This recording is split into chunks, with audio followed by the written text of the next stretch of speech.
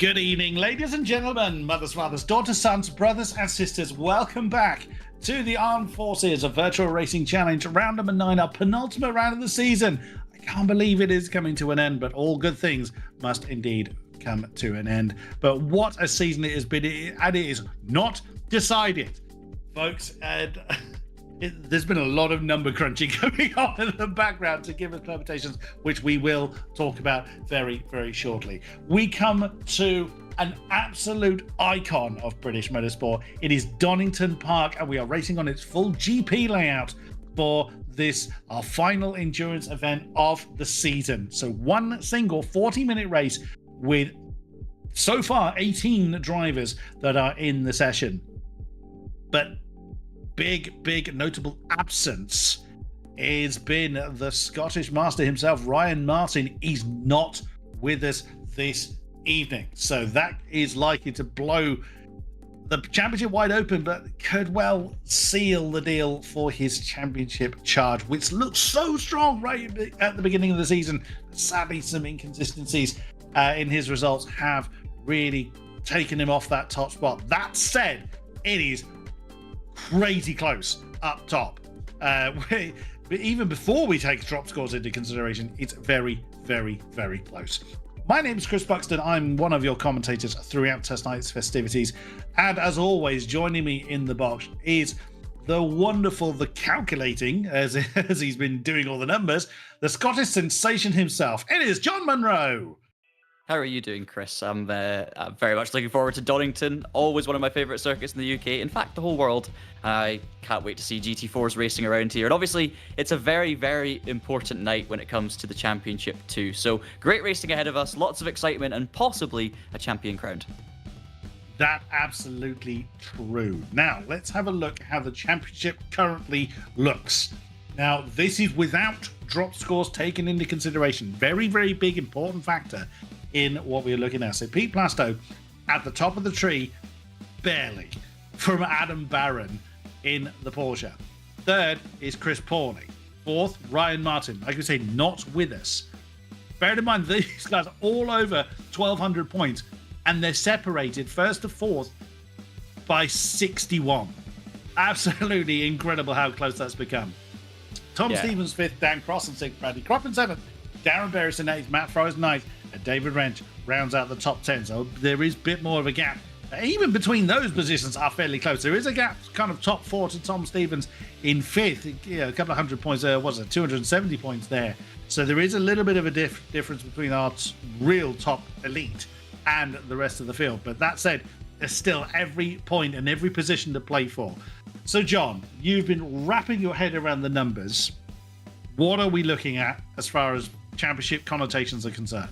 I mean, we'll come into the specifics a little bit later on, depending on how the race is going.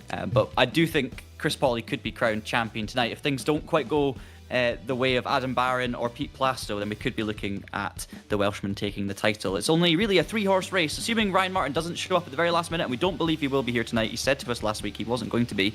It's going to be a 3-horse race for the title. Obviously, throw Chris Boland into the mix for the race, but he's not in the fight because he's missed too many rounds this season. And yeah, that's basically it. So I will keep you updated on the numbers. If I go absolutely silent or you hear me talking gibberish throughout the broadcast, I'll use the excuse that I was doing the maths and working out the numbers. But if Chris Pawney has a good race tonight, he's definitely going to be in prime position. And of course, Chris, tonight, it's not our 2-race format, it's our endurance race format, the third one of the year. So it will be a 40-minute race, no reverse grid shenanigans, one qualifying session, one 40-minute race with a pit stop in the middle. So there's a little bit of strategy to come into play here at Donington. We're not expecting much rain tonight, if any. Although we could obviously see rain at the season finale at Brands Hatch, so it might just be the last time these drivers are out in the dry. We obviously don't know yet, but that's going to happen next week on the 16th of April. There you can see the calendar so far this season. The endurance races we've had so far were Silverstone GP Round 2 and Spa-Francorchamps, which was week 6 of the series. Absolutely. So Brands Hatch GP in the wet. Oh, what a fantastic finale that is going to be. Am I a fan of Brands? Absolutely so. GT4 machinery? You bet. I can't wait for that. What a brilliant place to have our grand finale. So this is where we are currently. Ignore the Navarra bit at the top. We know this to be Donington Park, 3.94 kilometers in its GP layout. It's just over 3 miles there or thereabouts.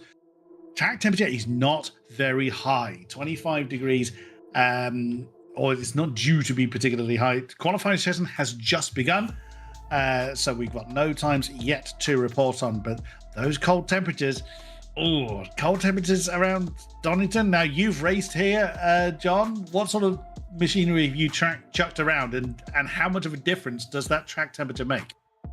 I think track temperature, especially on iRacing, is going to make a big difference. I actually had probably the coldest race that I ever had was at Donington Park GP layout. It was in the snow.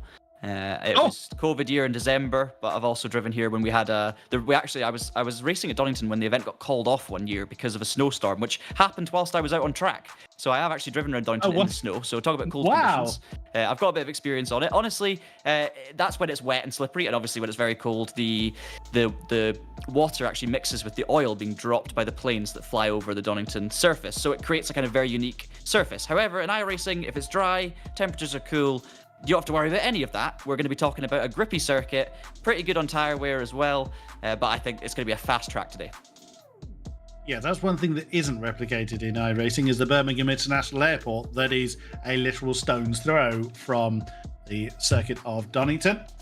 It was one of my first commentary experiences. I haven't commentated in the tower. I've done presenting at Donington Park, but it was also where I kind of had my trackside interview, so to speak, was September 2020 here in Donington Park.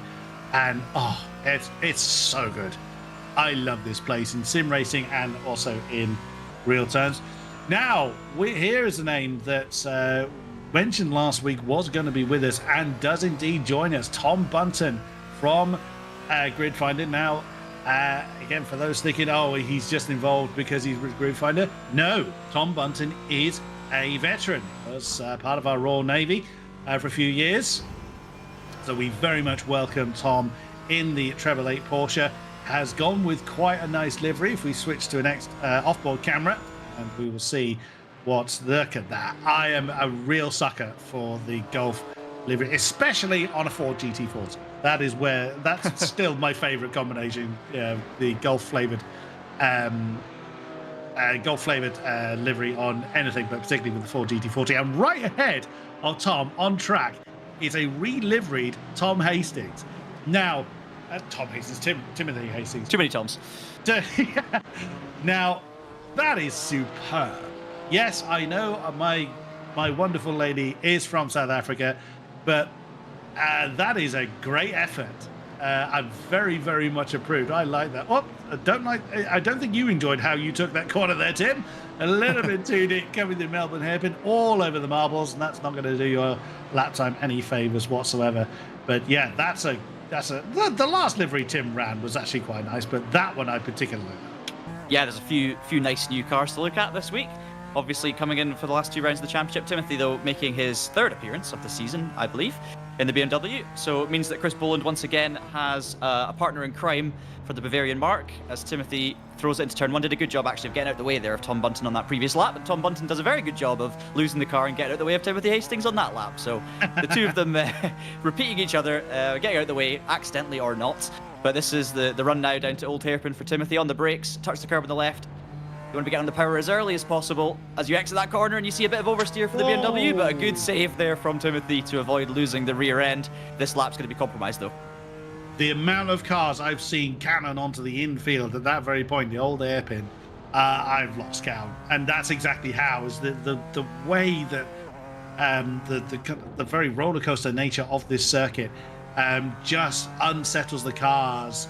Pretty much anything will lose its tail coming through Old Hairpin, especially in the wet, being that that's one of, if not the lowest geographical point in the whole track. That's where all the water runs to. So very often in very heavy weather, that can turn into a literal lake. Great, is it? You don't want to be over there. No, these things don't have rudders by design. No, they could have done with them at Spa, I think, but unfortunately, they do not. As Timothy now heads towards the final corner.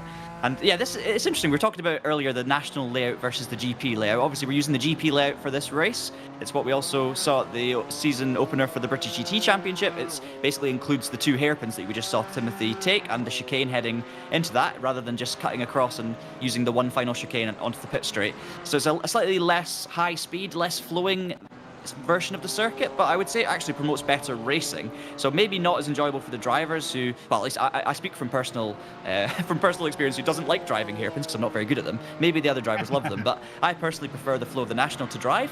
As a commentator or a viewer, however, I really enjoy the GP layout because we see overtaking spots like this hairpin that Adam Barron is coming into right now. You can send one up down the inside. There are a few different lines you can take. There's probably going to be incidents there as well, so we've got to watch out for that, but it's such a great track. Now, one thing I can say, certainly in club racing terms, when they don't use GP layout, this is actually the holding area. They use this stretch here for everybody to gather. So when you're up in the commentary chat, Adam Barron flirting with the grass on the outside of Goddard's. And Chris Pauly just setting the new fastest lap of the session. Very nicely done.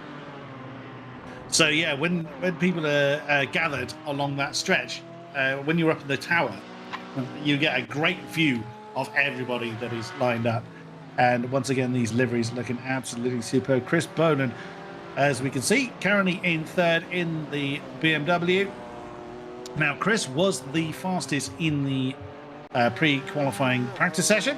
As Matt Forrest jumps up into 6th position in 78 Aston Martin, behind Aston Martin leader and current championship points leader are certainly on non-drop score points. Tom jumps up into 7th. Now that's a real strong showing for Tom Bunton. And of course, we haven't seen Tom against the rest of this particular field. This is Tom's maiden voyage in this championship, but he's very, very welcome here nonetheless. So it's good to see where his pace is now showing through. He was in the kind of lower parts of the field during the practice session, but a strong show in there, just 2nd off ultimate pace. I think the Mercedes in the background is another new livery, background of the shop. Just about to see it there. That's Matty Chambers' car, not Glyn Berry's car. And flirting with the grass again. Now that is probably going to catch me out a few times, but depending on where you're flirting with the grass, it's really not a good idea. Donington is not particularly kind when it comes to such things, although in sim racing terms, it's probably not quite as bad. But again, I'd refer to the old hairpin. If you flirt with the grass down there just the wrong way, it will bite you and spit you off into the infield, and it really is good night Vienna at that. It certainly is. I think the old hairpin's a great example of where, it's risk versus reward. You take a few more risks, you carry more speed, you're going to be absolutely fine. You're going to gain lots of time.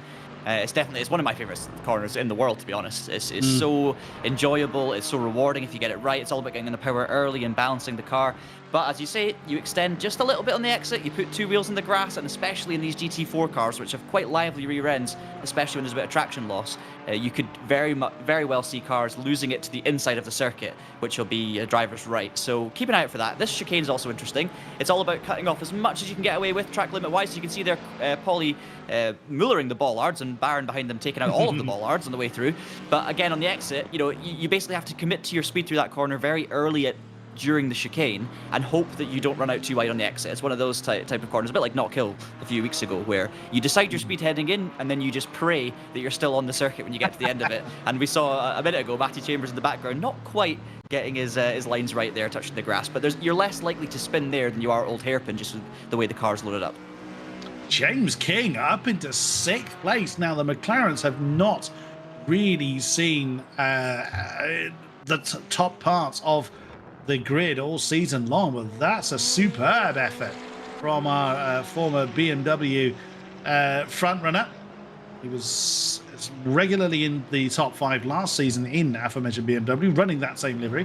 Has opted for McLaren for this time and has probably been questioning the decision ever since, but has stuck with it though, and is well inside the top 10 now As he slotted into 6th, Matt Forrest jumps up into 7th place as the times continue to improve and are very, very, very close between most positions. Maddie Chambers now jumps up into 6th place. So as we continue to watch Matt Forrest and his very colourful Aston Martin working his way down through the Craner Curves into Old Hairpin under Starkey's Bridge. Schwantz Curve up to McLean's. Again, you get things wrong up here, and it's a horrible day for you. Now, one of my arch nemesis corners is this one coming up, Coppice. It is a completely blind apex, and I will very regularly get that one wrong.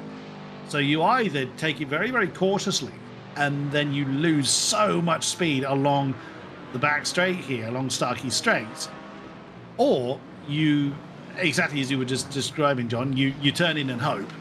And again, if you get it wrong, you are then flirting with the grass, and you hope there is enough traction to get you onto the black stuff. Certainly. It's one of those corners where you can kind of flirt with the outside line, the wall of death as it's known. You commit to the apex, obviously blind apex, you get the power on early, and it's just a case of, oh, am I going to run out too wide, or am I going to be okay? And that's a fast way to do it. Alternatively, if you're racing someone, you can try and cut off the exit a little bit and sneak down the inside. It's very dependent on a situation, but it's a tricky corner, and I think it really does sum up Donington Park really well, because it's got a beautiful flow to it when you get it right, but just if you're a couple of meters out, whether it's braking too late, locking up the wheel, not quite getting the apex right, even turning in too early, it's going to cost you big time. And that's what I think is so good about Donington Park, really, the flow that you can get into around this circuit, but also at the same time how precise you have to be to really nail that fast qualifying lap. Does Adrian Warmington forget every week when qualifying is? Because he joined us mid-qualifying every single week. Be the time that he gets home, or the time that he's available. It's a good point. It could well be, yes. No, fair enough. I retract that statement. As we continue to watch Tom Bunton he's still chasing that South African liveried BMW of Timothy Hastings. So no argument there. Oh, yeah, just saw that black and red Mercedes, a few cars up. Nicely done. There it is, Dan Cross. Just knocking on the door of the top 10. So less than a second separates 11 of our competitors tonight. Only 20 minutes of qualifying as always. Over half of it is run. As I said, a single 40-minute race. This wonderful circuit is what is greeting us. As Pete Plastow has returned to the pit lanes, we can see on the tower, he sits in 4th position. Again, in championship contention, but with drop scores to consider. Potentially going to need some bad luck on the form of others, as Tom Stevens, good effort there in the number 4 Porsche. On the heels of this man, we are looking at Adam Barron, working his way down through the Craner Curves. Now, Donington is not... I'm going to make the statement and wait to be corrected, but again, relying on more your driver knowledge than mine, John, but Donington Park is not so much a power track. It needs a car that is well balanced more than it's ultimately powerful. I think you're right. I mean, I used to get frustrated around here not having the power in a little Mazda up against powerful BMWs, but actually it wasn't nearly as bad as other British circuits, like of Snetterton, Silverstone, where more power based. I think Donington is way more than you think about momentum. So, I mean, I say way more than you think. You were spot on there, Chris. I think balance, momentum, corner speed, minimum corner speed really at Donington is hugely influential, because by the time you actually use the power to kind of make up what you've lost, you're into another braking zone, you're trying to carry the speed, and it's the kind of track where commitment, bravery, and basically just precision with the lines can really make a difference. I always think if you're someone who's good at getting on the power early and just keeping that minimum speed up, you're going to fly around here. The hairpins change that a little bit. It makes it a little bit more stop-start at the end of the lap, which maybe tends to favour certain cars over others. But generally speaking, yeah, if you've got the balance right around here, you don't necessarily need the power. No, absolutely so. Donington hasn't been overly kind to me in sim racing terms, as I haven't sim raced in quite some time, but my success rate in Donington has been somewhat checkered. One of the worst accidents I've seen in club racing terms was a Nissan Skyline R32, just come through it was the national air, so it was the final chicane, and his throttle got jammed, and so he's gunning it towards Redgate, hits the brakes, and the brakes have just gone. I haven't a hope in hell. This thing was something like 380 horsepower and weighed far less than it should have done, and you can imagine who won the argument on the outside of Redgate between the Skyline and the wall. Yeah, that's majorly terrifying. Never something you want to happen, but thankfully on iRacing we don't have to worry about that sort of thing. I mean, you can definitely have technical issues. I mean, the amount of times where I've fired up the sim recently because the pedals I've got on at the moment need turned on independently, gone to press the brake pedal in the first corner and it's gone straight to the floor. I mean, thankfully no injuries to report, but that can happen in sim racing. These guys obviously with their qualifying and warm-up will be absolutely fine. But yeah, it's a high-speed track as well, so it's not the kind of place where you want to have those sorts of issues for sure. As we now see Chris Pawley heading down towards the Melbourne hairpin on his lap, currently sitting first in qualifying on a 133.892. And if my maths are correct, now I'm going to be very clear here for anyone watching the broadcast, my championship results based on my maths, this is not official. This is the unofficial permutations. But I believe that if Chris Pawley finishes 9th or better in today's race, he will actually confirm the championship. It's looking very, very good for Chris. When you take into account drop scores, the fact that Ryan Martin's not here tonight means that Ryan will unfortunately be dropping too many big numbers to really have a say in the championship. So, Pawley, really, if he can just keep it nice and clean, I mean, putting it on pole position is a good start, and his biggest rival's not here to challenge him. Barron and Stevens and Boland and Plasta will do their best, but really, if Pawley can just keep it nice and clean, I do believe 9th place will be enough to secure him Season 5 championship. So he'll definitely be having one eye on that as we go through the event. But other drivers may be looking more at just independent races and trying to put on a show and trying to take a win. So we'll have to see how Pawley goes about it, Chris. But I mean, if you were Pawley, would you be trying to just run away at the front? Would you say that's the safest place, or would you be dialing it back a few tenths and just making sure that you kept the car within the white lines? Sensible head will tell you to take the sensible option, but when the visor is down, when the lights are out, as well as anybody, that racing instinct will kick in, and I think Chris Pawley will gun for it.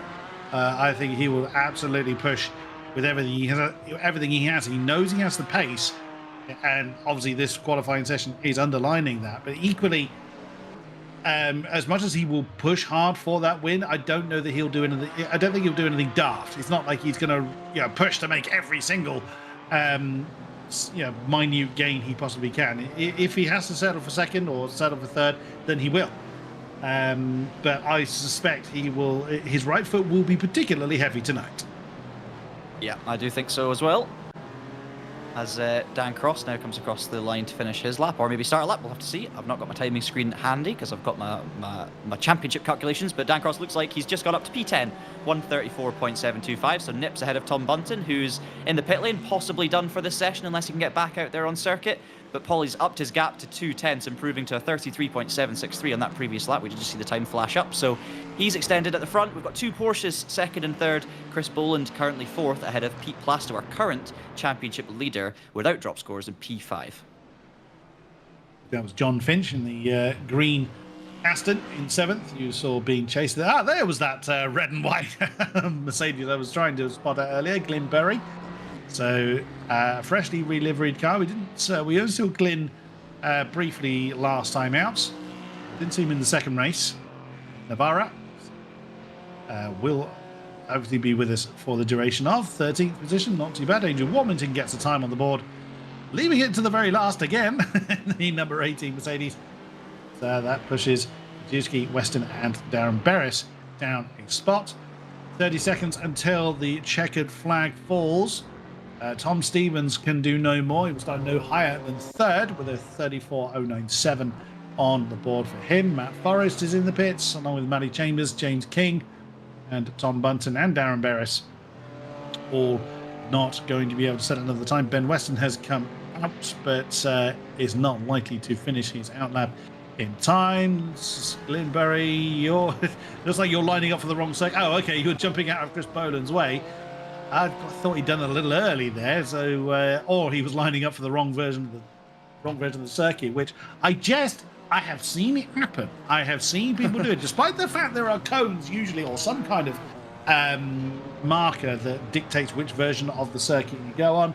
Sometimes just muscle memory kicks in, either in sim racing terms or in club racing terms or in any kind of racing. Whether you're pro or not, it can happen. Sometimes the brain just fails you at the wrong moment. I've certainly done that before. I've even done it with proof on YouTube as well, around Zandvoort, taking the wrong layout midway through a race that I was leading, which wasn't great. Oh dear. But yeah, we digress. Jack Kajewski moves up to P16 ahead of Adrian Warmington, who has gotten out on circuit for qualifying, which is good to see. So the two Mercedes still down on row 8 and 9 respectively, but quite fairly tight again, Chris. I mean, we've said it's tight all season. You've got great battles happening just outside the top 10, and you've also got that, that great front group as usual, maybe just over half a second covering the top 6. Finch doing another great job in P7, Matty Chambers 8th. Barron improves to only a 10th off of Pauly, but it's not enough to take that pole position.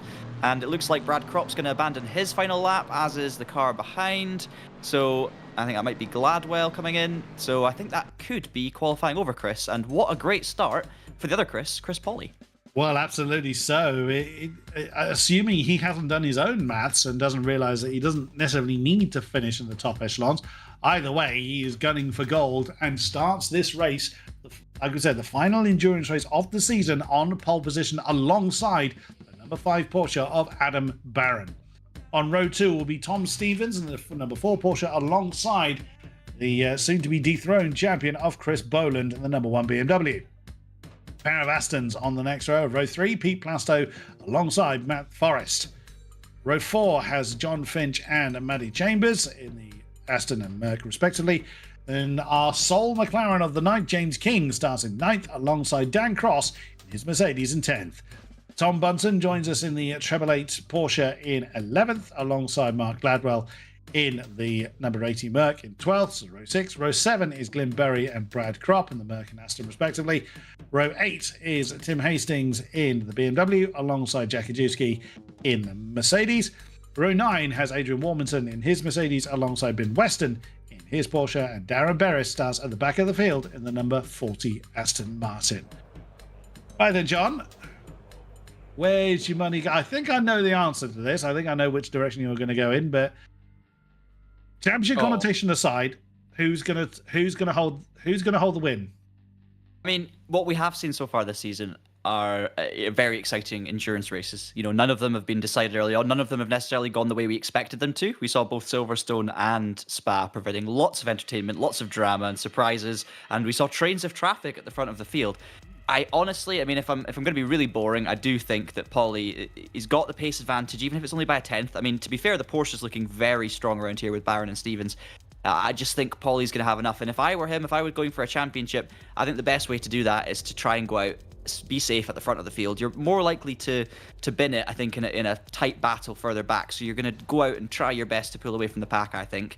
It might not sound sensible, but everyone's different. Although, having said that, I would love to see, Adam Barron or Tom Stevens taking the top step today. I think they've both been very strong this season, both great drivers, but just missing out on a few potential wins over the course of the year. I think it would be good to see a Porsche on the top step. I would have to agree. I think Chris Pauly is the one that has got all the cards in his hand for the victory tonight. But if we're going to go elsewhere, I'm going to go the number 1 of Chris Boland. Not because I share their same first names, but Chris Boland was fastest in practice.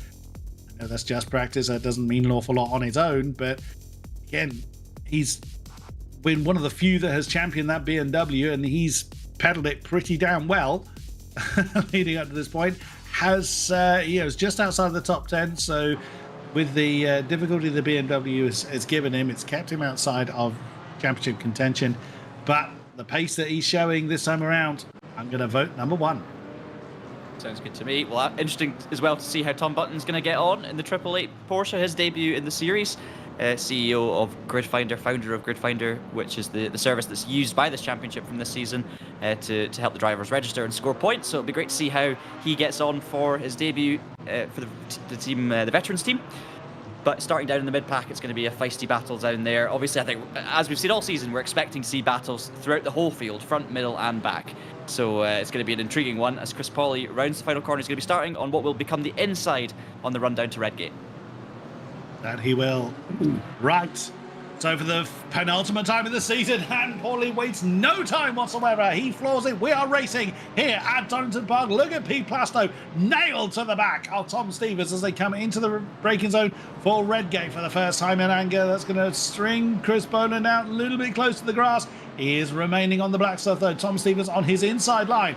They now come down through Hollywood, through the Craner curves, and settling just into the rhythm. Oh, that's a wayward.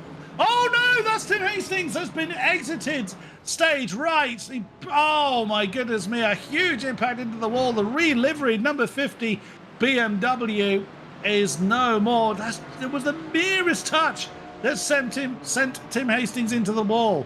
I usually say so far so good. Oh no, there's another exit stage out. That's Clint Berry in the number 87 Mercedes. Didn't quite see how that one came about. Could be flirting too much with the grass. That's exactly why I said would happen. You flirt too much with the grass at McLean's and it will spit you into the infield. No impact with the wall, but that's dropped him way off the back of the pack. Yeah, not a good start for the new liveries. I mean, imagine you put in all the practice throughout the week, you prepare, you practice, you qualify, and then it all comes to blows on lap one, especially in the case of Timothy Hastings, who's out of this race straight away, instant heading into Old Hairpin. A bit of contact. We'd have to see it again to know if there was any fault or, I guess, yeah, any fault to portion anywhere, but who knows? We'll have a look at the replay and we'll make some decisions on that one. Meanwhile, Stevens runs behind Barron. Here is the replay. So it looks like, ooh, that's contact with the Aston of Bradley Kropp, who had run a bit wide, came back across the track. I don't know if Hastings was maybe a bit too eager to sneak down the inside on the braking zone, or whether Kropp maybe came across. It was just one of those difficult ones to call on the first lap, but unfortunately it ends with Hastings in the wall, and yeah, tricky one to call that. Yeah, we couldn't really tell from that angle who turned into who.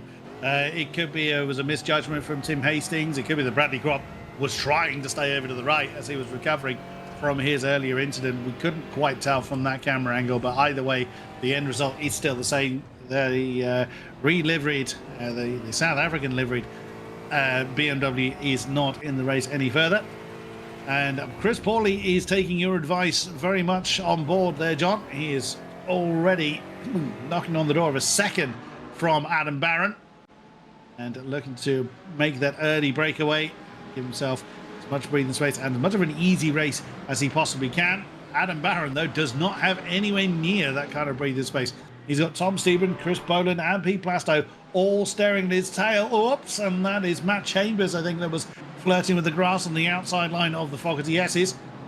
Does manage to keep the car pointing the right way, though. Look how close these four are. I mean, how close they've all been all season. Let's face it. You got four different marks in the top five: Merc, Porsche, BMW, and Aston, all fighting for their bit of real estate. I mean, this kind of sums up the season so far. I mean, if you close one eye and squint a little bit and you ignore Chris Pawley, it's Barron, Stevens, Boland, and Plasto, four men that we saw battling it out all through last season. Tom Stevens maybe slightly off the back of those guys, but on his day would be right up there. And suddenly we're looking at what we saw all throughout 2024. You know, a great battle. You could throw a blanket over the four of them, and I'm sure they're going to continue to have a great battle. But then the difference this year is Ryan Martin and Chris Pawley. They've showed up. They've been a little bit quicker.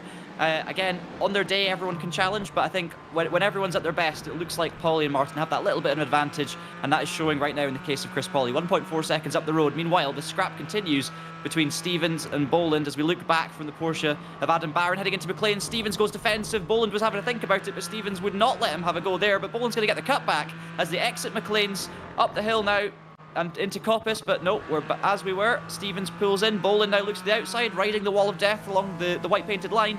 And obviously Plasto staying in close behind as well. Meanwhile, Bunton and Kropp swap positions for P11.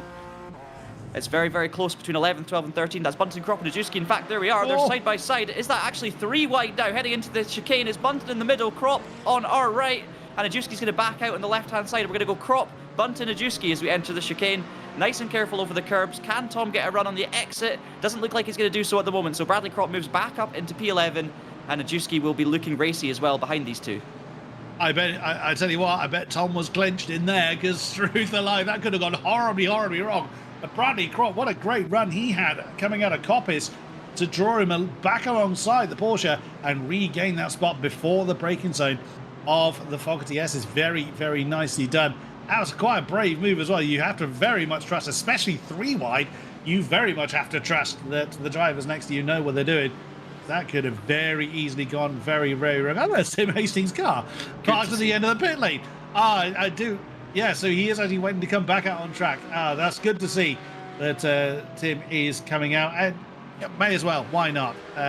He's down towards the tail end of the championship.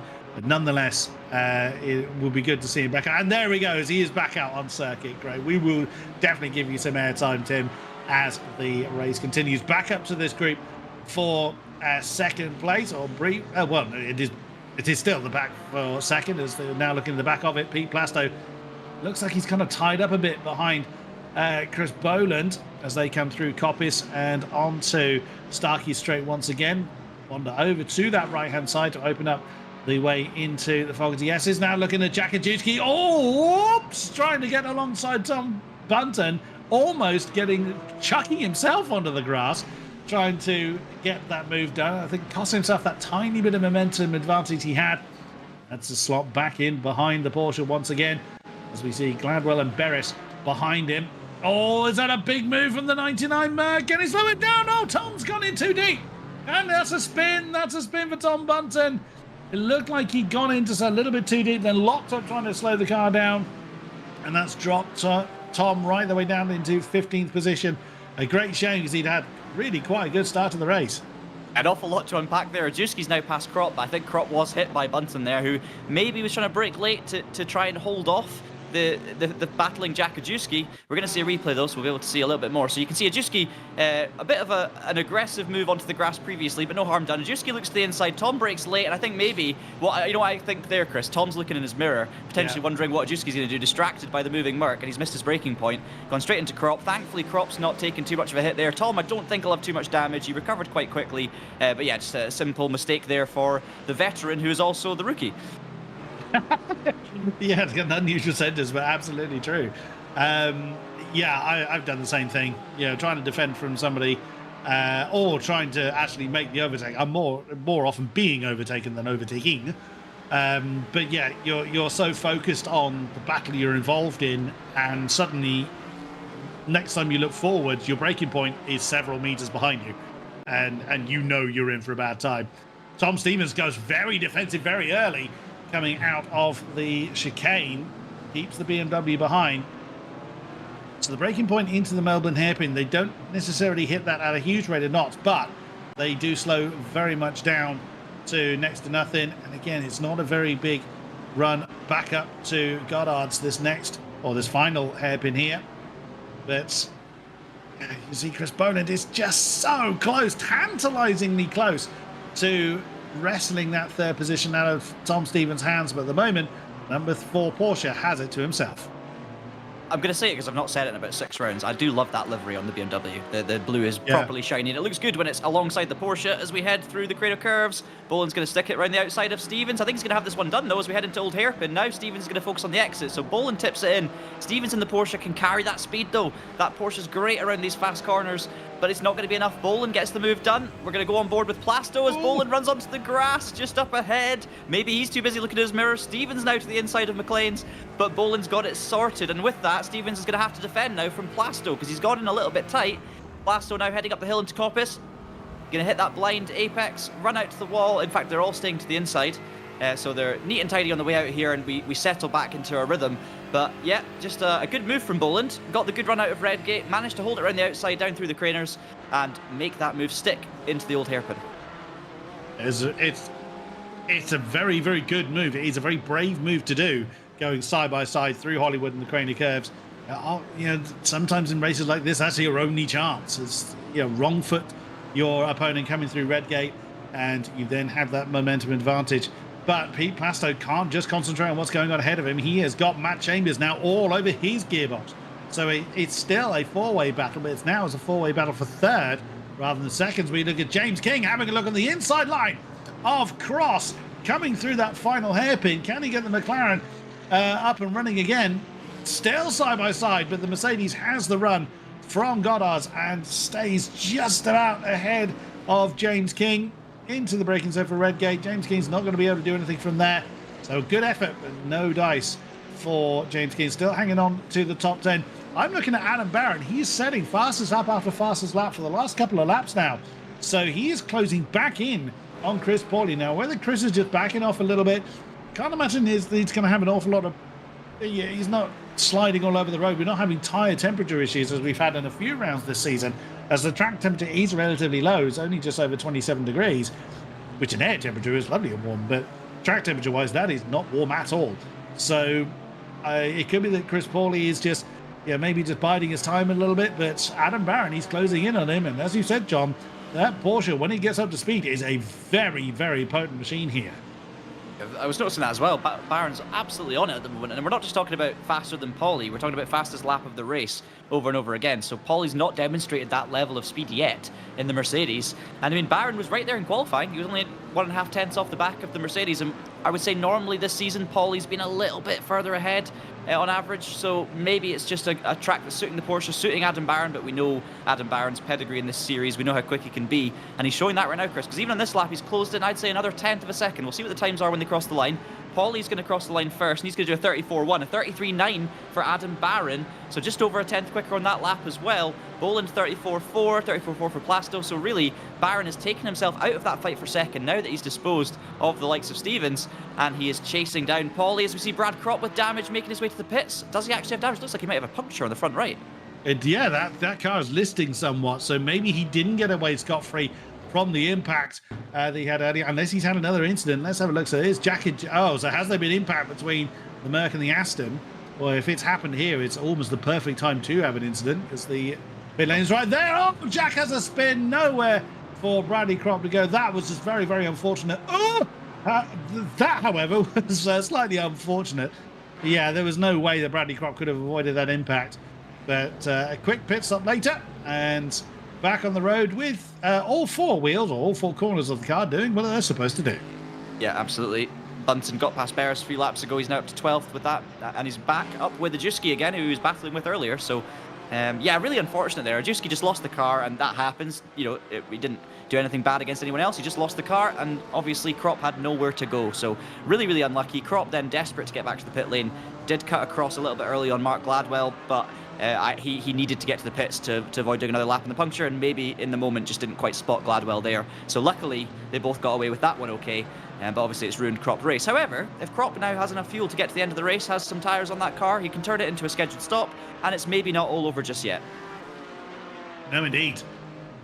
So still plenty of positions. As we've seen, the championship is still very, very close between a very significant number of drivers within it. Oh, but this is a battle that's really shaping up to be quite tasty, isn't it? Chris Pauly now has lost a significant amount of his lead to that chasing Porsche. Adam Barron is closing him in. Less than a second separates these two. Frankly, the juggernauts of this championship and of previous seasons as well. So you tipped Adam Barron as a potential alternative victor to Chris Pauly, and that's a mistake from Chris Pauly. Just flirted a little bit too much with the grass on the outside line of McLean's. He'll get away with that to a point because the run up to Coppis is very short. That's Bradley Kropp again in trouble on the exit of Goddard's. So it's likely gone in a little bit too deep, or flirted too much with the grass on the exit of that hairpin, and that's spat him round. Glyn Burry has got Adrian Warmington for company. And there is actually just made that move on Adrian. So Glyn Burry up to P16 with that one. And there's Tim Hastings. So he's getting himself some airtime. It's good to see that Tim has rejoined the circuit.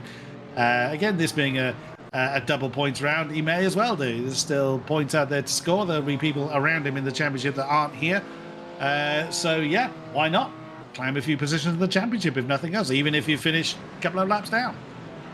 This is no longer, a flash in the pan from Barron. This is genuine pace. Every single lap, he's closing in by a tenth or two on Chris Pauly. So we obviously saw Pauly make a slight mistake on that lap, but that just shows how hard he is pushing out in front. And Pauly needs to be careful, because, I mean, if he'd have lost the car there, maybe hit the wall, suddenly his quite safe at the moment championship possibilities are, would have taken a severe hit there. So, but he obviously wants to win this race. He's wanting to go out in style as he runs across the gravel on the exit of Old Hairpin, but clearly Polly's pushing, yet still Barron just closes a 10th a lap, and it's been super, super consistent. I think as a driver, this is such a good point to be in. You get into that flow state where you're hitting every apex, you've got the pace in your rival, you can see the gap getting smaller, and I think for Adam Barron, this is just, Adam in the flow, and it's great to ride on board with him and just see how well under control everything was as that gap continues to shrink.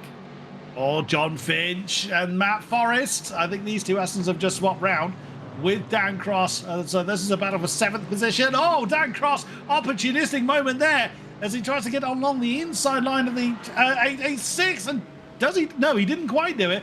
But that wasn't a good exit for Matt Forrest. Another 3 wide as we're coming down to the chicane. Oh, John Finch, you've had your bravery pills. That was very late, but he managed to get it done.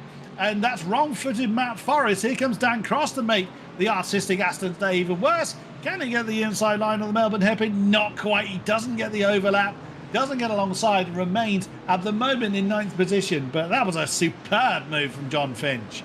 From watching synchronized swimmers or dolphins in the sea, it looked beautiful the way the cars were dancing around their cross, looking right, looking left, and it was actually Finch who suddenly sent one on Chambers there, and sorry, not Chambers, on Matthew Forrest, and superb move from Finch, late on the brakes into the chicane, but importantly got it stopped, no problems at all. And maybe Forrest just being a little bit tentative on the way into the chicane, avoiding the incident, but either way, it's worked out brilliantly for him. And obviously Cross stays on the back of Forrest now for P8, but Finch up to 7th. Shout out as well to Matty Chambers in P6, who's doing a great job. He's 1.4 off the back of Plasto, he's just lost a few tenths on that last lap, but Plasto's going to be held up soon, up against Tom Stevens, which we now see on track. And Chambers, doing a good job to just about stay in the mix for that P5. Absolutely so. Now, Pete Plasto's been staring at the back of that Porsche for a while now. He will be really chomping at the bit to get past Tom Stevens, but considering how hard Chris Boland had to work to get past the Porsche, Pete Plasto is going to have to really pull something out of the bag just to force that mistake, get that one moment of momentum advantage to get that position. It's going to take something a bit more, and there again, that's how important that momentum advantage is. Pete Plasto just a tiny bit too deep, or deeper at least, into that chicane than Tom Stevens was in the Porsche, and suddenly there's 2 to 3 car lengths in between the pair of them, whereas before Pete Plasto could be breathing down the exhaust pipe of the Porsche ahead of him. So every little mistake is really heavily punished. And so Pete Plasto's chosen now to come in and serve his mandatory pit stop. So in comes the 312 Aston Martin. Absolutely. So we'll see how this all shapes up. Of course, Plasto may have an advantage by pitting early, may have a disadvantage. We'll have to see how it plays out. So far this season, we've seen a mixture, depending on really how clean the traffic is on pit lane exit as to whether you gain or lose. And I think in this occasion, Plasto was in a fight. He was held up a little bit behind Tom Stevens, so it makes a lot of sense to try the undercut. And he will be the first of many we see in the pit lane. Mark Gladwell also into the pit, so Barris moves up to P13. We've got Bunton up to P11, who's still on the back of Jack Kajewski in that battle for P10, but we watch this battle. Matthew Forrest ahead of Dan Cross, who runs wide. I think Cross is on the grass behind him, and he is. He's lost a lot of time there, as Dan Cross now a second behind the multicoloured Aston Martin. But he's recovered it okay. Thankfully didn't lose the car, but so easy to do. As we now jump back to Kajewski and Bunton. Now these two have been inseparable for the last few laps. Less than half a second between them, so maybe Bunton's got the pace in Kajewski, maybe he's using the slipstream to hang on, but it's looking like a great race so far between these two. Yeah, so Tom Bunton working his way back up to the fringes of the top 10 again, following that half spin he had earlier on. As Gladwell and Plasto back out on circuit following their mandatory pit stop. And now Adam Barron seems to be backing away from Chris Pauly. Well, I'm sure he's not backing away, I'm sure he's just... He may well have made a mistake or two being that close to the back. Pauly's last lap was actually his fastest of the race, although he may have had an off track on it. So I think Pauly's actually up the pace there. But Barron obviously still within a second, so still very close, but Pauly up the pace slightly. All right, so it is on all the way through the field, which again is the story of this season, isn't it? Wow, look how defensive Jack Kajewski feels. No, but that's a spin. And again, Tom Bunton, no way he could have avoided that. And just... it looks like there was a bit of visible damage to the Porsche, so Tom may well choose now to serve his pit stop. Let's have a look at it again. It was an unforced error from Jack Kajewski. Did he go in a bit too deep? Yes, he did. Yeah, and No, just on the gas a little early. Yeah. I thought he would have locked up as well, looking at that, but turns out no. And also coming past Jakajewski was... no, sorry, Jakajewski hasn't been passed. Oh, there he is. I was going to say he's just been passed by Darren Barrett. Just see it in the background of the shot there. Through the crane, through Hollywood, beg your pardon. The Aston Martin gets past the... Oh, that's Pete Plasto right behind them. So bear in mind, Pete Plasto has just been through the pits. This is the last thing he needs. He does not want people ahead of him to be battling. So he wants to just blast past them as quick as he can. How's this going to work out for the 312 Aston? Again, no one has to jump out of Pete's way. This is a position. So they don't have to jump out of the way. They don't have to do anything to give Pete an easier time. Again, you realistically know who you're in a battle with. So you may opt to let a driver through, but Pete's going to have to think about it. Oh, he had a little bit of a look on the inside line heading down towards the Fogarty S's. That is never likely to work from that far back. Now he's going to commit to a move. Is he going to try and get the... Oh, no! I thought he was going to be in the back of Darren Barris there.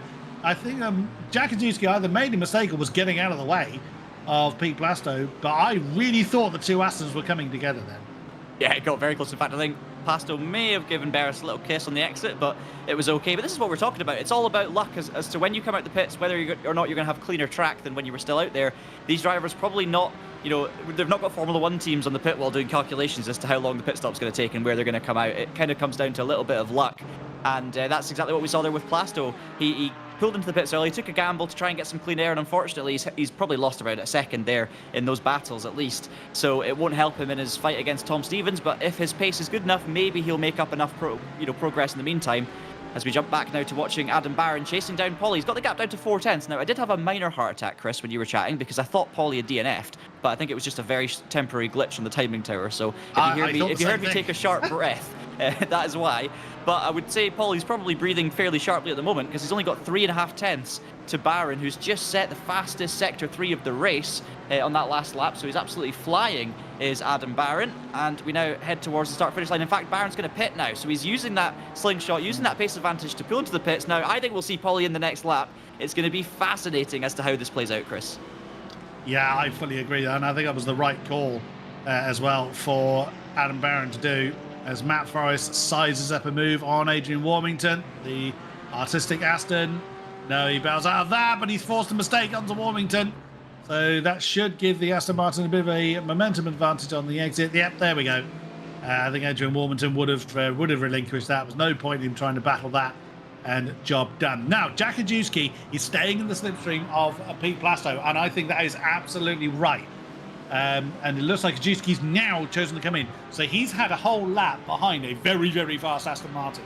So, yeah, that's going to really help Jakajewski. And he was involved in close battles before. So that should really help him in his on-track battles, as Tom Bunton now has the deep glow of that Aston Martin staring into his soul. So Tom Bunton may opt to get out of the way, but we'll see what he chooses to do. But again, sometimes getting out of the way is not very easy on a twisty circuit like in certain parts of Donington at least. Absolutely. And obviously, these drivers not obliged in any way to get out of the way, especially in these situations with the pit stops, as we were saying earlier. So it'll be interesting to see if Plasto can make his way through Tom. I don't think Tom will fight it too hard, though, if Plasto gets a good run on him and sends one down the inside, because Plasto does have a bit of a pace advantage at this stage. But yeah, interesting to know if Barron's being held up too much. He's got a 13-second window at the moment behind Dan Cross, so I think he's absolutely fine. And Paulie's in the pits, so we'll have to keep one eye on that. Meanwhile, Plasto looks to the outside, but Bunton holds firm as they head into the Fogarty S's over the curb. So Plasto's really not taking the most of this second stint, unfortunately, so far. Boland also in the pits. Stevens and Chambers also in the pits. So we'll keep one eye on the tower as these guys leave the pits to see where they are in relation to Barron and Plasto. But Plasto, of course, now 6.5 seconds behind Adam Barron, who we now see. So it's going to be fascinating to see how this plays out. I think Jakajewski, though, was desperate to get into the pits and change his rear tyres, because he's had a couple of rear focus spins on the last 5 or so laps. Oh, it's going to be close. Where are they? Oh, no! No, he doesn't banzai the inside of Redgate. Oh, I would have certainly been tempted to do that. I would have definitely thought about it. I'm sure Adam would have done, but I bet you Chris Pauly was looking at that gap on the tower and just wishing his car be released. Well, it is battle resumed for our top two, but Adam Barron had the pace advantage before. Can he maintain that pace advantage? The sun now comes back out again.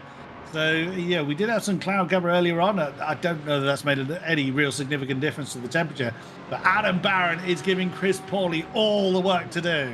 It was so close, wasn't it? It came down to a couple of tenths. Clearly, the two pit stops very, very similar. But Pauly's back up to temperature. Everything's fine now in that Mercedes. He's got 2 tenths. Can he hold on from Adam Barron? And yeah, that was such a Willy Wonky moment there. I'm sure Adam would have seen his life flash before his eyes heading into that first corner. Just a split-second decision to be made about whether he was going to send it or not. But he took the safer route, and it was, to be honest, it was probably the correct route. I think I would have loved to have seen a banzai attempt, but I'm not sure it would have been on. It was just too far away potentially. But Barron looking very racy. He's going to continue to put the pressure now on Pauly though, and clearly at the end of that last stint he had the pace. I think this race is totally up for grabs right now, and I honestly think Barron could still do this. Trying to find a way past though is going to be very tricky, because Pauly, we've seen throughout the season, he knows how to defend. He's very consistent, very smooth driver, and that's how he's made his points really throughout the season, just by being very quick but also super consistent. Barron though knows how to overtake, so it's going to be exciting.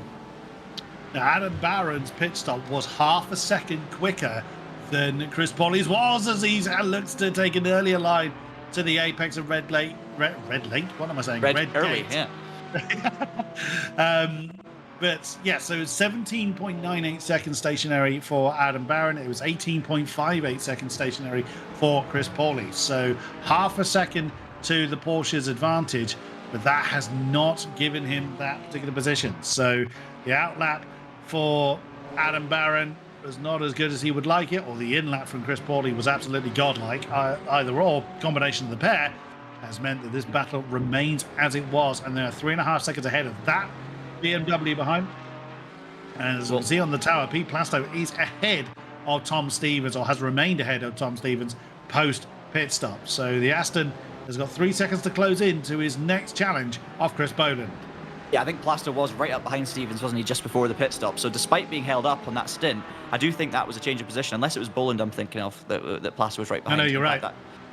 So yeah, it's managed to make that move stick, and I think Plasto will probably now drive away from Tom Stevens based on the pace we've seen so far in this race. Don't think Pauly's going to drive away from Barron. And yeah, you know, Chris, that might have come down to the outlap from Barron, but not necessarily because he didn't do anything right, more because on the outlap, you know, if the tyres have cooled off a little bit when he comes out the pit lane, that outlap is hard to be as quick as a normal fast lap, because you're just not quite sure what the car is going to do underneath you. Whereas Pauly was still on it, still in the rhythm, still in the groove. So obviously, when Pauly then came out the pits, Barron was all over the back of him and faster, but had nowhere to go with that run. But now, again, looking very racy through Redgate, and this is probably the closest he's been coming out of the first corner. So, I mean, it's going to be hard to take our eyes off of this. I think we're definitely going to have to be steering at this battle, if not keeping an eye very closely on the tower, because Barron is all over the back of the Welshman, and he is looking super racy in that Porsche. Absolutely so. No matter what Pauly does, Barron has an answer. Oh, that's Bradley Kropp again in trouble. That's the Melbourne hairpin that the Aston finds itself facing the wrong way. Does manage to get off circuit, ends up pointing in the correct direction, and that's a very defensive posture for Chris Pauly, getting up into Coppers. That's going to break the momentum of the Porsche. So there's nowhere really for Adam to try and cut back underneath the Mercedes. Now as they get onto Starkey Straight, and the Mercedes glues itself to the inside line. Adam Barron's not realistically going to make anything stick there. He needs a good run through the chicane, trying to wrong foot Chris Pauly. As we said before, it's a fairly short run down to the Melbourne hairpin, and Adam Barron, that's very late. Can he get it to stick? Oh, he does! And Chris Pauly gives the necessary racing room. The Porsche, I question whether he was going to get that one slowed down, and possibly so did Adam Barron, but he has managed to do it. So Adam Barron takes the lead. Now, can he hold it? Oh, and that's a mistake from Pauly. So that's going to deny him an opportunity going into Redgate for the next time around. They've got Tim Hastings ahead of them, who's, of course, a couple of laps down. Yeah, that's going to be interesting to see if the Porsche can now capitalise. He's had the pace advantage, but he's now got a chaser behind him. So can he string it all together? This is very far from over for the win. It's also far from over in this battle for 15 because Krop makes his way back past Weston, but Weston's looking down the inside into the Fogarty S's. Can't get it done though, so Bradley Krop, after his spin earlier, back up into P15. He's got Weston and Warmington in the Mercedes following in behind. But yeah, this lead battle, I mean, of course, Barron, we saw him maybe a tenth a lap quicker, closing in on the Merc, eventually making that fantastic move into Melbourne hairpin. Kind of textbook overtaking maneuver, really nice and clean, not too dramatic. Got it stuck, and Paulie just left ample room, which was great respectful driving. But you know, 1/10 of a second a lap is not much. Now Barron's got the pressure of being the leader and Paulie's got something to chase. It would not surprise me one bit if Paulie is able to have a go back on Barron. I mean, already he's only a 10th of a second behind and he gets in a little bit deep into the chicane, so that's going to give Barron a little bit of breathing room. I mean, at the pace difference between the two of them earlier, it would have taken Barron 7 laps to close that gap that's just happened in that one corner, and that just to me shows how closely matched these two are, how close to the limit they both are. And also, just of note, the Porsche makes the Mercedes look huge. It's so narrow in comparison to that big, brutal Mercedes at the back there. They are coming up to lap traffic as well, though, of course. You've got 2 BMWs, you've got Boland behind, you've got Timothy Hastings just up ahead, and the BMW is probably going to make the Merc look small. Yeah. So yeah, Tim Hastings doesn't need the flash of the lights there. Oh, that would be really unfortunate if there was an incident there, because Tim Hastings was doing everything right. He was staying very much out of the way and staying off the gas to let our race leaders through. But that may well have wrong-footed Chris Paulie very, very slightly. He couldn't quite get the racing line into Redgate, and that has cost him a few tenths and almost made that gap a second as they go through Old Hairpin. As we look at this battle for 7th position, Forrest and Finch and Cross involved in this one.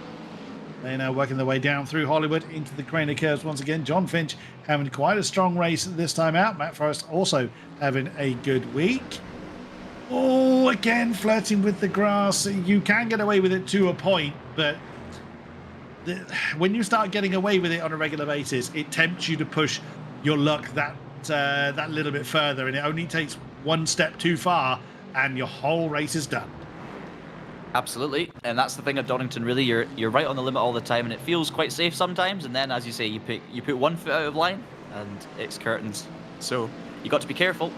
But these three, not much separating them at the moment. Finch on the back of Forrest. He's been slowly kind of closing away at that gap throughout the race, and Finch is looking really racy here in the Aston Martin. Of course, a pair of Aston Martins there with Dan Cross not far behind. And Dan Cross has been fast all season. These three have probably been stalwarts of the midfield, you would say, or the upper midfield throughout this championship. 3 great-looking cars, and the battling has been just as good at this part of the track as it has been right at the front. So great to see the 3 of them continuing to battle here at Donington. Yeah, very, very true indeed. So John Finch trying to get the Aston ahead of him out of step. So Matt Forrest with all the pressure on his shoulders, and that's Adrian Warmington making a move on Ben West, or trying to, but no, the purple accented Porsche remains ahead of him in 16th position. So even the tail end of the field, the fighting is just as ferocious as it is here. So Adam Barron had actually built up around about 7/10 of a second of gap. That has very clearly disappeared. So Chris Paulie doesn't need to push that hard. Whether he realizes he doesn't need to push that hard is another matter. And for some drivers, realizing you don't need to push hard and then just backing off a little bit encourages a mistake. So yeah, some people just need to be that focused. You know, got to push to keep their focus absolutely 100%. You know, sometimes if you do let off the gas to try and just bring the car home, that can actually invite a mistake. As we look at John Finch defending now against Dan Cross. No move into the Fogarty S's this time, but that Merc is really hustling the green Aston Martin. Oh, and that's a big defensive posture there for John Finch. Forcing Dan Cross to look one way, look the other. Oh, that's very deep. Oh, again, I thought there was going to be 2 Astons coming together. Oh, Dan Cross had to bow out of that. It looked like he was going to come to grief with John Finch. Oh, well, that's given, after all that's achieved is giving Matt Forrest some breathing room. Matt Forrest temporarily thinking he's got a massive green screen in his back seat, but it was just Finch nearly ploughing into the back of him. And it's so easy to do, isn't it? When you're defending that inside line, you lose a little bit of reference on the braking point, and obviously you're always get distracted by this battle of Barris and Ajewski side by side into the hairpin, but Looks like Barris is going to come out the other end. But yeah, when you go to the inside to make a move like that, not only is your braking point going to be, difficult to spot, but also when you actually arrive to the corner, you're going to be further to the inside as Ajewski misses his braking point himself and touches the back of Barris. But this time keeps the Merc facing the right direction and continues to fight another day. This battle for P12 and 13, about 3.5 seconds off the back of Bunton and P11, who's in a bit of a race of his own at the moment. But we go back now to Finch and Cross. Meanwhile, we don't, because Glyn Bury's off in the Merc through the chicane. So he's lost ground again to Weston and Warmington just up the road. So really unfortunate for the Mercedes man, who made his debut last time out, of course, at Navarra. Good to see him returning in the new red livery, but obviously it's been a bit of a tricky race for Glyn ever since that first lap incident, but he's still staying in there. He's made his pit stop and he's in the mix, so hopefully he can see the checkered flag for this one. Absolutely. So less than 5 minutes to go. This race has absolutely flown by. Look at him, Madame Gravel, on the circuit there, on the exit of the Fogarty S's. The driver's still focusing on. Oh, that was out a little bit deep there from Matt Forrest. I think it was. That's going to close John Finch and Dan Cross back up on his case. So that breathing space now very much gone. I'm looking at the gaps at the top, and they're kind of ebbing and flowing. Built back up to around about 0.8 of a second, but Chris Pauly was a couple of tenths quicker on that last lap. So Mercedes is not out of it by any stretch. My vote for the win, Chris Boland. It looks like it's going to be a podium for him, but the BMW just not quite having the ultimate pace this time around. As we continue to watch this battle for 7th position, Dan Cross hasn't been able to hang on to the back of the green Aston. That's going to give John Finch an opportunity to attack Matt Forrest. Where is he going to do it? We'll have to wait and see. Matt Forrest, yeah, as you say, that green screen analogy is absolutely superb. I mean, we've all done it. I know I've done it. You just miss your braking point and everything tenses up, just hoping you don't plow into the car ahead of you. As now Matt Forrest has to defend very, very heavily. Finch forced to the outside line of Coppins. That's not going to pay off. Is he going to try and get underneath his opponent? Not quite, but that's going to bring Dan Cross back into this argument. Continuing to be exciting. And as you say, everyone can do it. It's one of those things. But when these things happen, it's not malice. It's just a mistake. But, I mean, to be fair, they got away with it. And Finch luckily didn't hit the back of Forrest. And he'll be hoping for more of the same this time. But this time he's going to be looking forward rather than backwards at Dan Cross as they head into the hairpin. Meanwhile, Crop and Warmington are going at it into the old hairpin. So there's battles all throughout the field here. It looked like the other one remained as it was. So you've got Forrest with Finch still Cross behind him. But tell you what, Finch has got a bit of an overlap here as they head now into the final hairpin.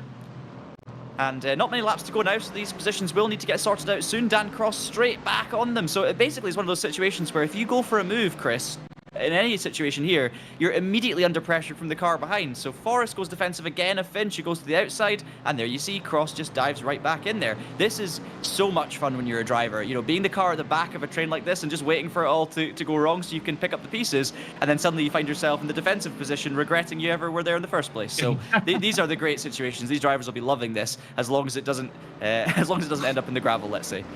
Absolutely. John Finch did look like he was in a prime position there. He wanted the inside for the old hairpin, couldn't quite hang on to that outside line, though, coming down through the crane of curves. So Matt Forrest, he must be sweating bullets at this point, keeping off the pressure from John Finch. Oh, and there's a mistake.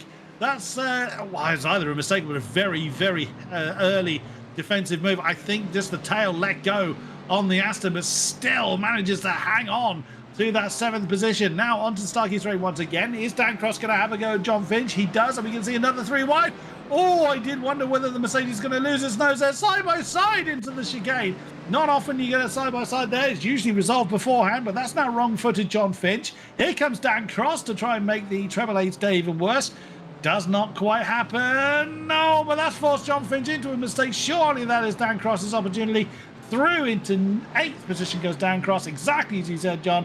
You make a mistake and you go from the aggressor to the defender, and it's not paid off for John Finch. Jack Ajewski trying to get alongside Darren Barris once again, doesn't quite manage it this time.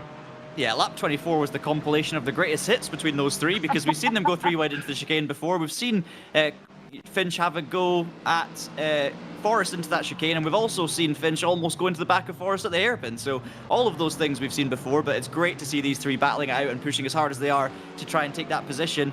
Meanwhile, here's Matty Chambers in P6, and I tell you what, he's done a great job in closing that gap down to Tom Stevens in the second of our Porsches up in P5. So he's going to have maybe a lap of being on the back of the Porsche, but that's not going to help as Chambers runs onto the grass, almost loses the rear end. Meanwhile, Dan Cross has got it done on Forrest, who's gone off, I think. Maybe something's happened on the exit of Old Hairpin, because through goes Finch as well, and these positions have reversed entirely. So it's now Cross from Finch from Forrest. No idea what happened. We'll see if we can get a replay at some point, and instead, I think we're going to see Matty Chambers at the moment. So that was when he ran wide onto the grass, and I think we saw in the background something happening with Cross. So here it is, and yeah, Finch runs wide, but at this point Chambers is already off. So yes, Chambers has gone too deep through Old Hairpin, he's run across the grass, and by the time he's rejoined, he's lost all the momentum, and through has gone Finch, through has gone Cross, with 1 lap to go, and that might just be it for that particular battle. 4/10 in it for the lead, as we enter what will just about be the final lap of the race. Barron from champion-elect Chris Pawley, who could be on his final lap now before becoming the AFVRC GT4 champion. Right, well, let's see who's done their fuel calculations right then, because the timer elapsed just after the leaders crossed the line. You know, some people do really play Russian roulette with the fuel tank, but yeah, Adam Barron has still got it all to do. Matt Forrest in the pits. Oh no, from inside the top 10 at this late stage in the game. Oh, that is such a shame for Matt Forrest.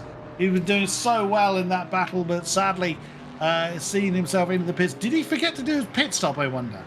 No, he has been through the pits twice. So, like you said. Exactly as I just said. So, yeah, 3 seconds. That's how long he was stationary for. So he miscalculated the fuel. I suspect if the timing was slightly different, he'd have been absolutely fine. But didn't pay off for him. There goes Tom Stevens. Oh, that's Plasto. Oh no, Pete Plasto's out. Is he out of fuel? It looks like a fuel situation, doesn't it? He's cutting the track to try and save distance. So yeah, I think Plasto's out of fuel. No, Pete Plasto didn't get away with that one. So, oh my goodness me, it's all happening in the last stage of the race. But your winner here in Donington Park, it's the Porsche of Adam Barron. He's happy about it. Chris Pawley flashes the lights as well. A very, very brilliant win for Adam Barron, and a great second place for Chris Pawley. There is Pete Plasto. He's pulled the Aston off. Oh no, in the final lap of the race from a top 5 position, Pete Plasto is out. That is almost certainly going to nail shut his championship opportunity as Ben Weston continues his argument with Adrian Warmington. So now this means... So, Pete Plasto will be classed as finishing 16th because he finished within a certain percentage of the race total. So he will still have a points value, but it will almost certainly be a drop score. Forrest's also out. I don't know what's happened there, but Forrest, who was on a run, I don't know if he's gone off in the last lap, but I was about to say he'd only lost 1 position by running out of fuel. Has he run out again, or has he gone off? I think, surely not. Has he not put enough fuel in on his pit stop? Oh no. Oh no! Oh! That was close. Very close. That would have woke Tom Bunton up, but oh my goodness. Well, sorry, Matt, but that wasn't very much on you. You hate to see it. You hate to see it. But Ben Weston gave it everything, though, to try and get Adrian Warmington out of what became 13th. Oh, all happening in that. Well, it's been happening all race long, quite frankly. That has been absolutely frantic and fantastic all race long. But Adam Barron taking the win. He didn't exactly run off with it, did he? He had it all to do and managed to get it done in the closing stages.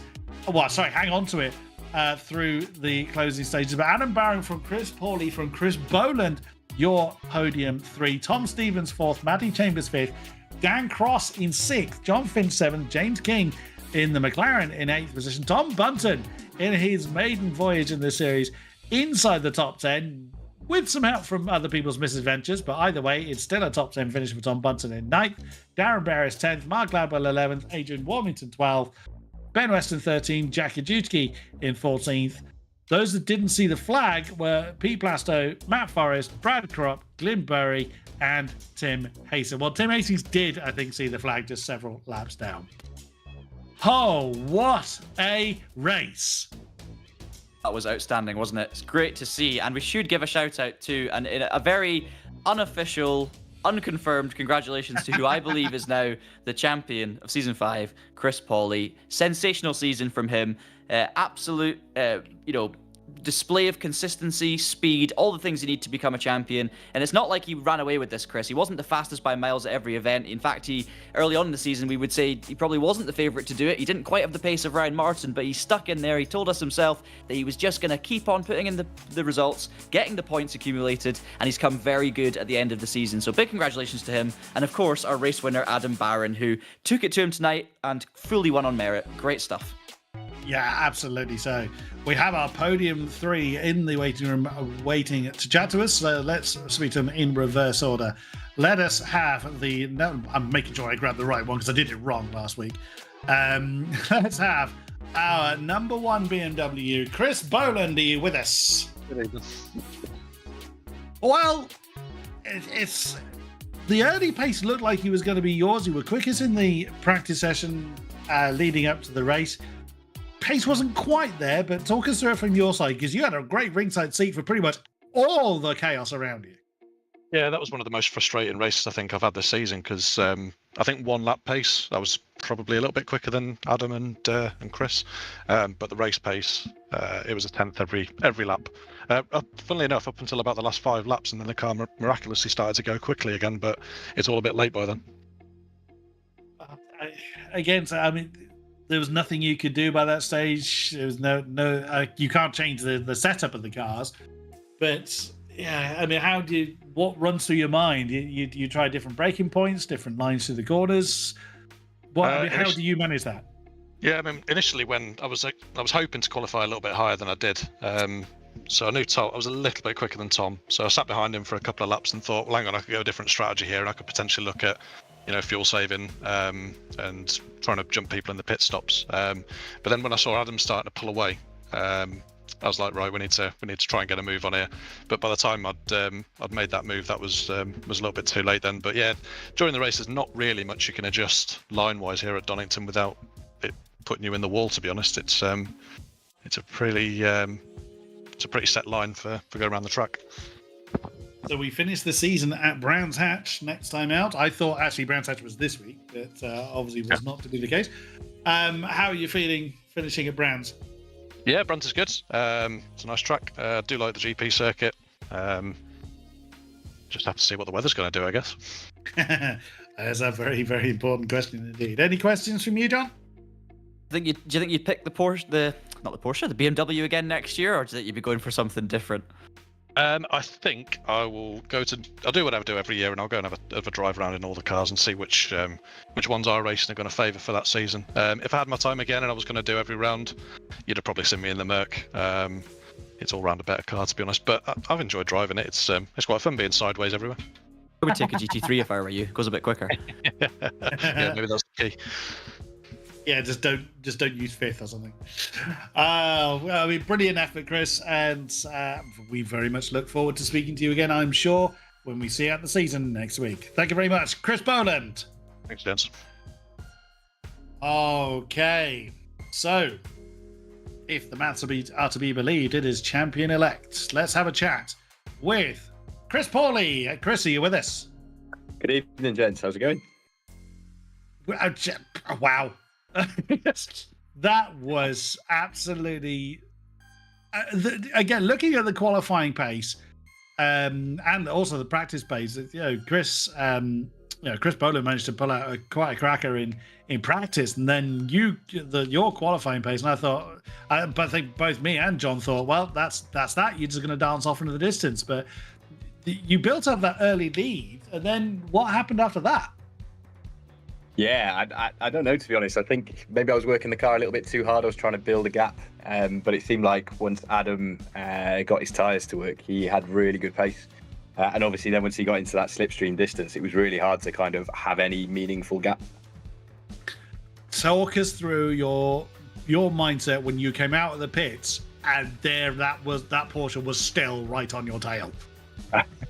Yeah, I put the minimum fuel in, so I was hoping to have a bit of a bigger gap, and I think the gap was exactly the same. So, yeah, and then I spent the rest of the race stressing that I hadn't put enough fuel in.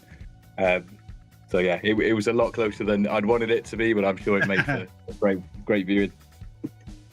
So we finish the season at Brands Hatch next week. How are you favouring your chances?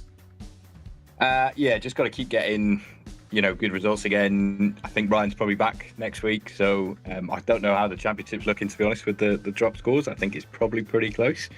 Obviously, we've both missed a round now, so it's kind of level playing field, really. So yeah, it'll be interesting to see how that one goes. Well, I will let John talk about that bit, because John's done a fair amount of number crunching. All yours, John. I'll start by saying don't trust me fully, and I wouldn't say anything official, and take it with a pinch of salt. But based on my calculations, Chris, because Ryan has had 3 or 4 bad rounds with very low scores, including Spa, Knockhill, Oulton Park, Lime Rock, he also went off. Mathematically, according to my calculations, you have actually confirmed the championship tonight from that result. So, as I say, don't take it as fact, but assuming that is true, hopefully that makes you feel good.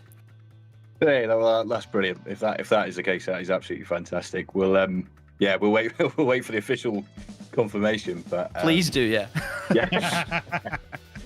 Not that I don't trust your maths there, mate. But if that is the case, that is brilliant, and I think it's gone to show the consistency that I was aiming for at the start of the season has kind of paid off. Still getting those podiums to kind of put myself in a good place. And I was going to say as well, Chris, what are your future plans for sim races? Obviously, you're going to take part in this championship round next week, the finale. Do you have any immediate sim racing plans after that for any leagues, or are you going to take a little bit of a break? Where are you at? There's I believe the Armed Forces is organising a GT3 championship, so naturally that seems like the obvious thing to do. I probably don't have as much experience as the guys like Ryan and Chris Boland in iRacing, so it tends to be just this championship that I've done. So. But following this, having these last few rounds, I seem to have had the pace of Ryan, who's obviously got a lot of experience. So, yeah, going forward, I think it'd be nice to do a little bit more, maybe do some endurance stuff as well. Awesome. Absolutely awesome. We can't wait for all of that. And for a wonderful finale next week. Championship sealed up or not, it's still going to be a great way to see this season out. Brilliant effort, Chris. Well done. And we look forward to seeing you again. Thank you very much, Chris Pauly. Thanks, guys. And now a very, very worthy victory for the number 5 Porsche of Adam Barron. Adam, are you with us? Evening, gentlemen. You've got to be happy with that. That was absolutely superb, sir. Yeah, thank you. I really enjoyed that one. It went much better than I thought it was going to go. So, yeah, happy with that. Awesome stuff. So, you qualified on the front row. There was clearly looked like another pace advantage to Chris Pauly. That early stage, he starts building up a gap. What's running through your mind at that point? Yeah, I was struggling in those first few laps. I don't know whether just because the tyres weren't up to temperature, and he started pulling away, and I thought, okay, well, I'll consolidate and come for second and see how we go. And then I just saw the relative just come down and down and down. Okay, and I thought, okay, I've got a chance here. And then I thought he was going to pit the same time I did because I had 2 laps left, and I thought, well, I'll see if I can try the undercut. And then I got out into clean air. I didn't have the greatest outlap. And then as I came down the pit straight, there was a black car that came out the pit lane that wasn't Chris, and I thought that was him. And I was like, how has he got so far ahead of me? And then as I hit the braking zone, there he was in the pit lane right in front of me. And I thought, well, that's it now. I've got to try and get it this lap while his tyres are cold. Thought I lost my opportunity, but then going into Adelaide hairpin, I made the move, and thankfully it stuck. Yeah, if you watch the broadcast back, that I pretty much just screamed my head off when you did that, because again, it was a perfectly executed maneuver. I did wonder if you'd gone in a little bit too deep, but you got the Porsche to just stick. But then you couldn't shake him, so there must have been a lot running through your head at that point. Yeah, especially coming to the end of the race, and my spotter said 2 minutes to go as I was coming up to the last hairpin. I thought, okay, we might just have 1 lap to go, and then across the line, and I realised it was 2 laps to go, and I was like, I can't deal with any more pressure. But, I managed to hold it together, and fair play to Chris. It was a good, clean race, and really enjoyed it. So we have the season finale at Brands Hatch GP next week. How are you feeling ahead of that? Unfortunately, I'm not going to make it. Oh no! I know, family. It's Easter holidays, isn't it? So I don't think I can justify putting a holiday off for the wife and kids any more than I already have. So unfortunately, I'm going to be watching it on YouTube instead. Oh, that's a shame if that is the case, but it has been such a pleasure commentating on you through this season, as it was last season as well, Adam. Any questions, John? Just, what was your instinct when you saw Paulie coming out of the pit lane there? Did you actually, because we were sitting in the commentary box thinking, would we have gone for it? And I'm not sure, but you were quite far back, but was there any part of you that was thinking, I'll maybe send it straight to you on? No, because it was a complete surprise, because I thought he was already around the corner and off. So as soon as I took my normal line and he was just appeared, I didn't have time to react, and I thought, maybe I've lost my opportunity here. But yeah, I was thinking that myself.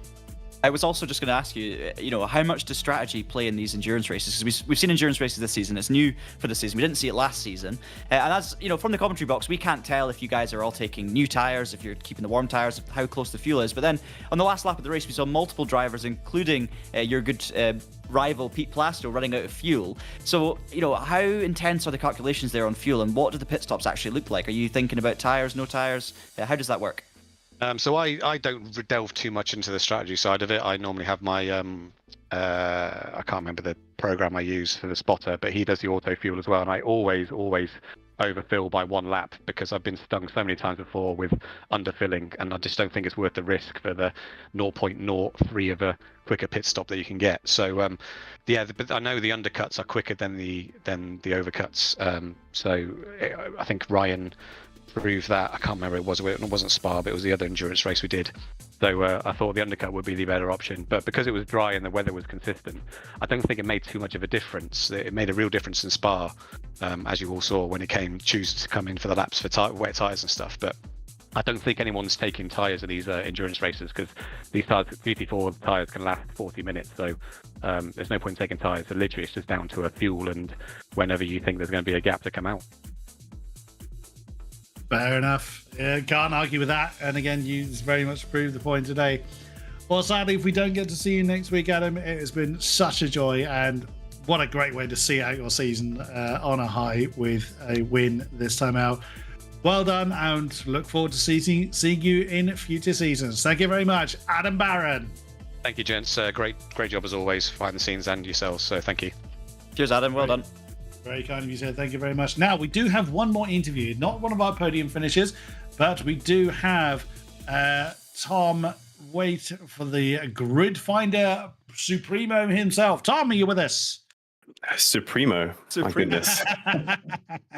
I'm sure you've been called worse in your lifetime, sir. I have. So wonderful for you to join us in this season. Kind of talk us through kind of how that came about, because so we haven't seen you in the series before. Obviously, we are drawing to a close in this particular season, and again, you have been part of our armed forces, so we thank you for your service, albeit a little while ago. Talk us through kind of how your drive came about.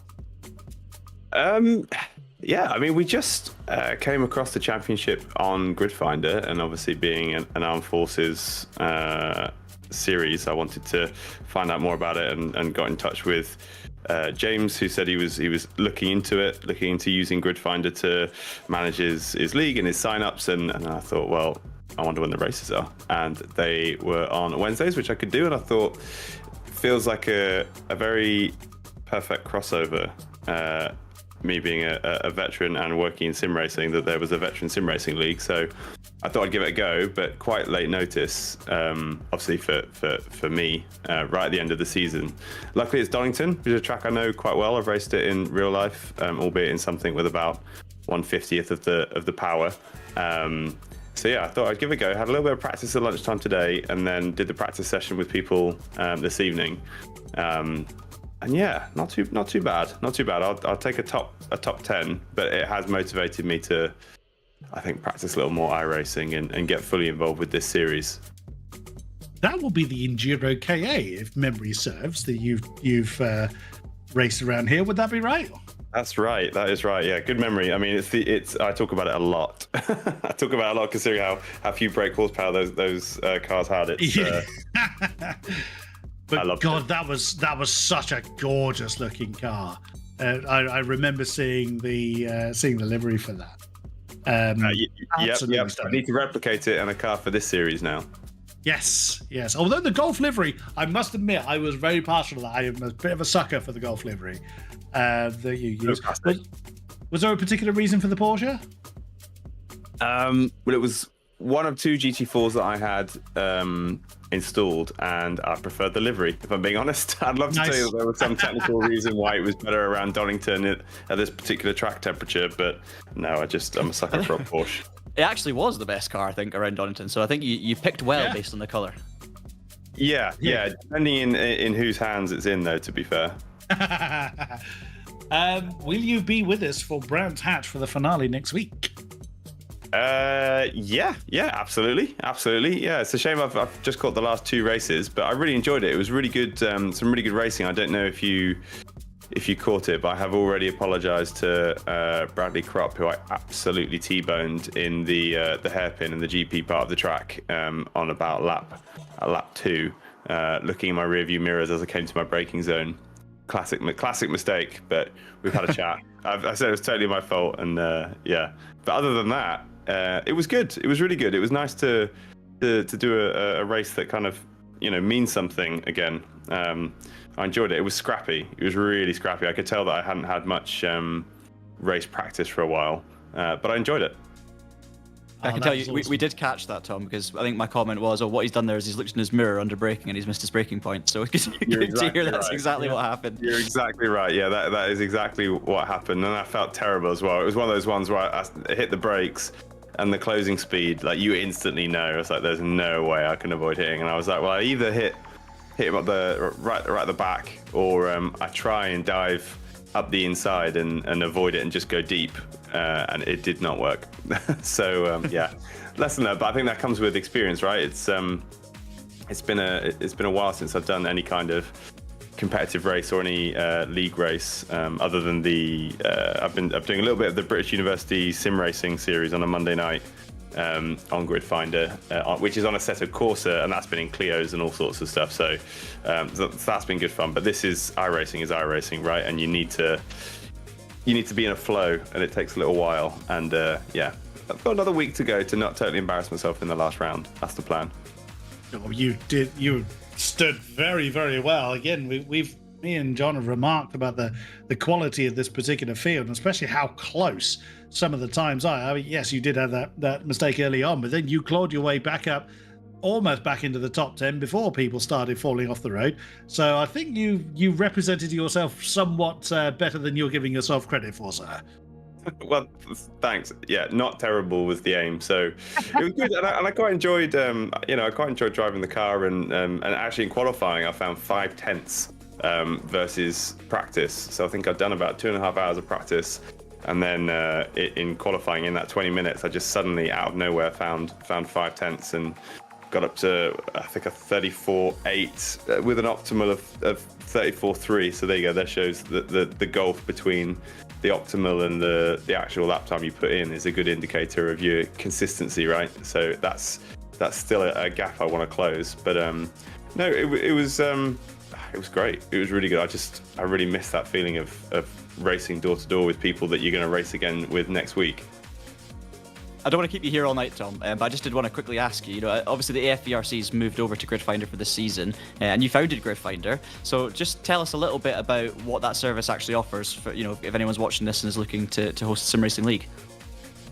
Well, yeah, I mean, it's managed this particular series as it does hundreds and thousands of others. You can go on, create your championship calendar. People can sign up, and tomorrow we've got a new update to our Discord bot coming out. So you'll get automated rolls and pings and reminders and DMs when you've got your races coming up, which mods you need if it's a moddable platform, etc., etc. It's just a management platform for drivers and for league owners. So if you want to create a league, you can go on. It's totally free. And we're working on making it more useful for the drivers. We've been very much focused on the league managers up to this point. And now I race with Grid Finder on my second screen, so I can see what the session types are and what times they start and what the rules are. And I think now I've raced I've got back into league racing with the British University Sim Racing Series and AFVRC. It's given me a ton of ideas for how we can improve it. So it's been really, really useful. Big thanks to James King, who's obviously organizer of the series, and has been very supportive. Gridfinder giving us lots of feedback.